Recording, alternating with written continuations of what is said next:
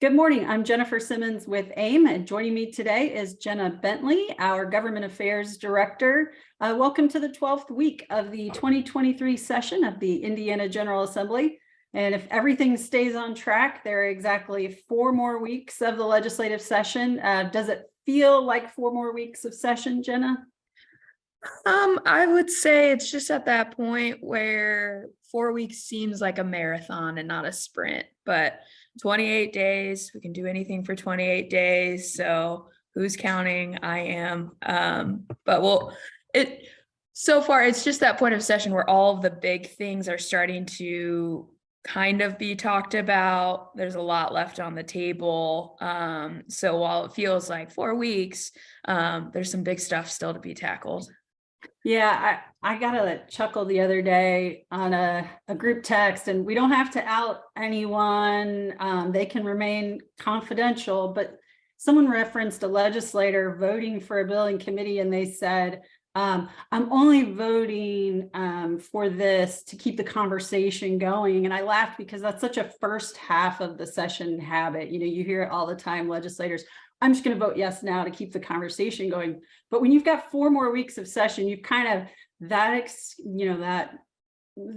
answer is rare because it's time to decide how these bills are going to look and if they're going to become law.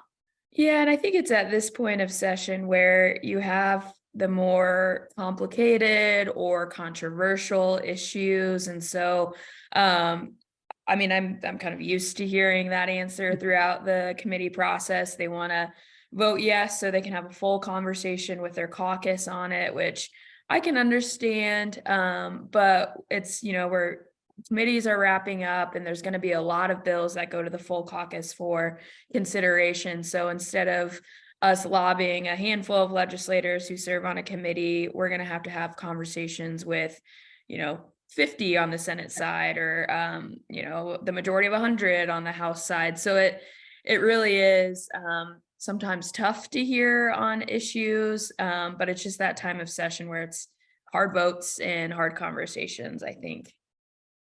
Yeah. Before we get into a couple of specific issues, I want to touch base on residential property taxes and residential TIF, since we've talked about both so much in the session. First, we've been saying, April, we'll know more in April when property tax bills start showing up in mailboxes and on mortgage statements. So we've already started hearing a little bit, some early reports of what those bills are looking like. I guess, is it going to be an April Fool or is it going to be really bad?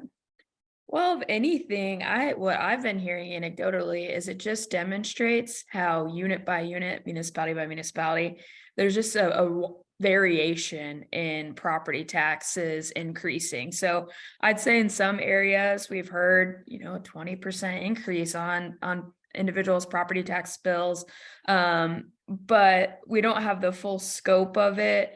So I'd say currently, our underlying position that what's currently in 1499 takes a broad stroke at what I think could be more targeted in terms of providing property tax relief. So we'll see. The ball is still in the Senate's court right now to decide if they're going to hear 1499, if they do, if they're going to keep any or all of the provisions that are in the bill.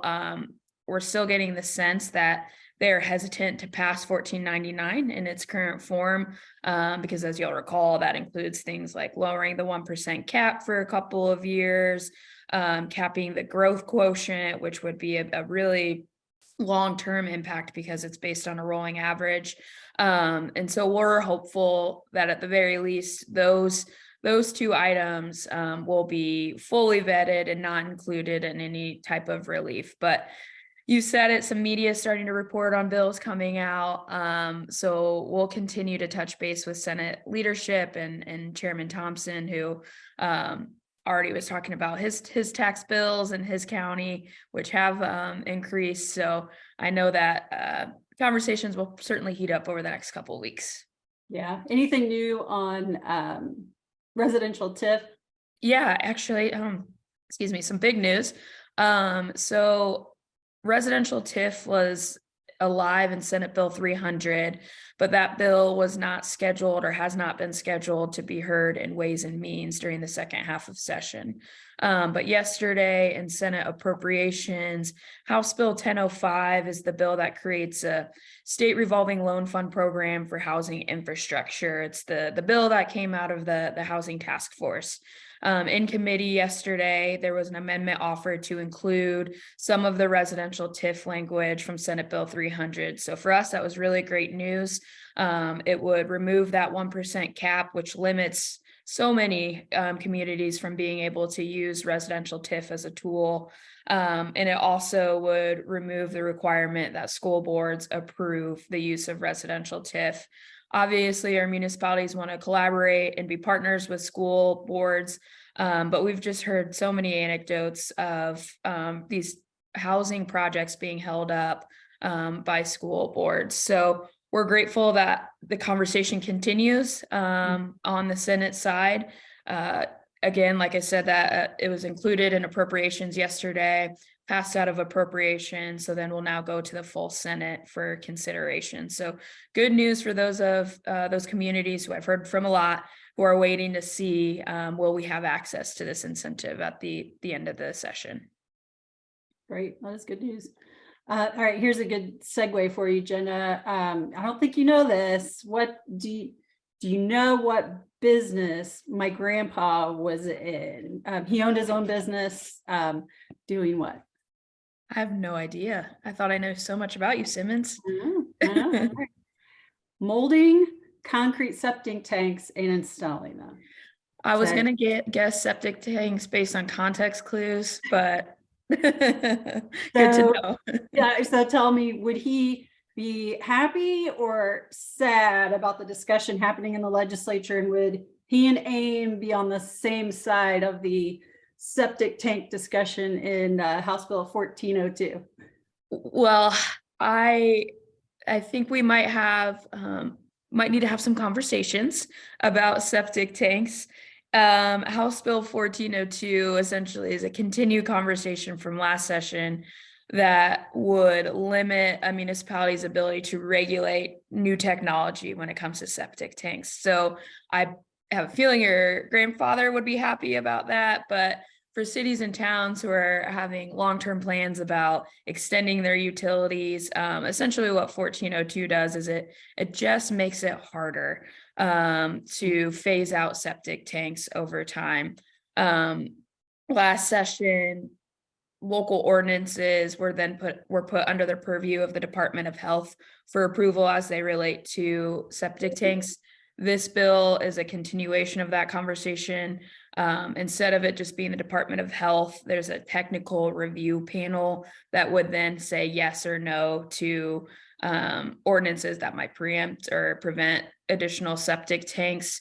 So I know it's a really big county issue.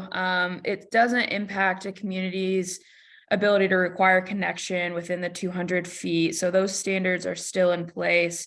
We worked with Representative Pressel on that. There's some additional notice requirements about, hey, if a municipality wants you to connect, here are all of your options. So we'll have to provide notice on that.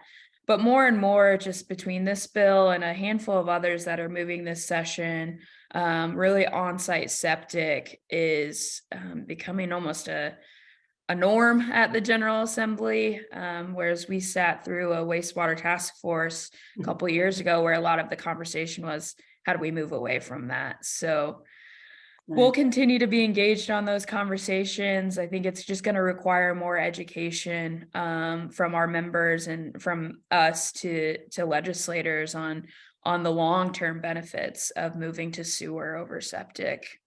Sure. Let's move to another bill. I don't think we've talked too much about Senate Bill 147. It's a local preemption bill. So relative to the selling of pets, and it's made big headlines in central Indiana, but I'm not really sure it's making big news across the state. So we should probably spend some time talking about Senate Bill 147. Yeah, so as introduced, this bill and then a version of it that initially was heard in the House would preempt local ordinances from essentially banning pet stores in their communities. We know of a handful of communities who have done this for a variety of reasons. So of course, AIM opposes any type of preemption bill. There was some chatter about grandfathering in existing ordinances, but AIM continued to oppose the bill because we do believe it falls under planning and zoning. It really is a local decision to be made. So a bill narrowly passed through on the Senate side, came over to the House, was assigned to House Ag, where during the first half of session, they decided not to move forward with the House version of the bill. And so they did schedule the Senate bill for a hearing. Chris Bandy from our team has been working really hard on this issue, and it sounds like they're not going to reschedule this bill for a vote in House Agriculture. So we're hopeful that this means this issue is not moving for the legislative session. Obviously, we'll keep an eye on conference committees in case language gets added somewhere, but essentially we want to preserve a local unit's right to say yes or no to some of these pet stores. Is it the store? Sorry to interrupt, Jenna. Is it the store or the sale of animals within the store? Just to clarify. It's the sale of animals within the source. Thank you for clarifying. No, that's fine. Just Yeah, they can still sell all their merchandise. It's just the live animal component of it. Right. No, there's a lot of debate about where do those animals come from? Are they bred and raised, humanely? And some communities just want to have different standards for that. Exactly. And the way the Senate bill is currently written, there's just, if there is a bad actor, there wasn't a lot of enforcement mechanisms or safeguards to address that. So that was a really big concern that Chris pointed out in committee too, is some of these, potential puppy mills, how do you handle them if we're unable to regulate in this way? Right. Yeah. Last bill I want to touch on today is House Bill 1040. I know it's got some requirements in there that AIM has been very supportive through our long-term plan called Project 2040 in terms of training for municipal officials, particularly fiscal officers. Certainly, we're a continuing education organization. We support training and professional standards. But this bill actually goes a little broader than that. And I know there was some movement on it this week. So what's going on with House Bill 1040? Yeah, as in addition to the training requirements that were included, there's language that deals with what the State Board of Accounts calls unauditable communities. So in talking, I've had several conversations with State Board of Accounts about this bill. They have a handful of communities when their auditors show up that there just aren't records to even begin the auditing process to look at. They're truly unauditable. And so what this does is gives that community, it could be county, school, township, whatever entity the State Board of Accounts is auditing, gives them 90 days to, okay, can you get the records we need to audit? If not, there was an amendment added on second reading in the Senate side that clarifies, all right, then the local unit of government should hire outside help to get your community into an auditable position. So you have the 90-day grace period. If it can't get there, a requirement or an allowance for the community to hire outside help to help the State Board of Accounts get the records they need. So that's one piece of it that will go into effect. If a community remains unauditable, it'll be listed on the State Board of Accounts website. This is based on some success that State Board of Accounts has learned about what Ohio does and having some teeth, but not taking drastic steps toward sweeping reform on local elected officials and continuing to ensure that these positions can be elected across the state. And then another piece of it, there was just some cleanup amendments to deal with, if there's a vacancy for the office of clerk treasurer. Right now, under current law, you can either fill it through a caucus. If no one runs for the caucus, then a member of the town or city council, town council can, will have to take over the roles and responsibilities. In some small communities in Northeast Indiana, where the bill author is from, he's found that the town council, they don't have the bandwidth or don't want to take on these roles or responsibilities. So there's some clarifying language that that community can hire a qualified person to take on the duties until the next election or until a caucus to replace the previous clerk treasurer. So it could be a clerk treasurer from another community who's maybe retired, a CPA, just opening up the options for when there's a true vacancy and the election process hasn't found anyone to replace the clerk treasurer. Let's just talking about those unauditable, which I don't know why that tongue ties me so much, those unauditable communities. So there's about 500, or I think there are 566 cities and towns in Indiana.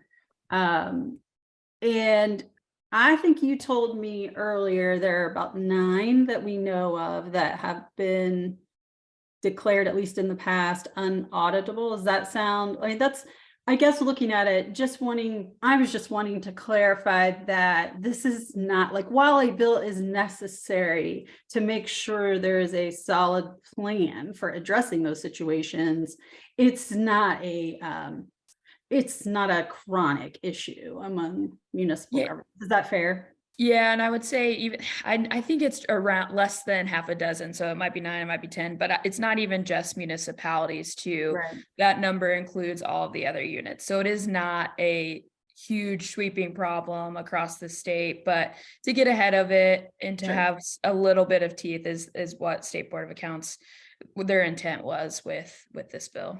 Yeah, and I think it's widely supported by clerk treasurers, the Indiana's fiscal officers or municipal fiscal officers, and which I think probably surprises some folks. But I think there's a lot of interest among AIM, among our affiliate groups who just want to do things properly, and sometimes we need a very defined way forward, especially when you're talking about municipal finance.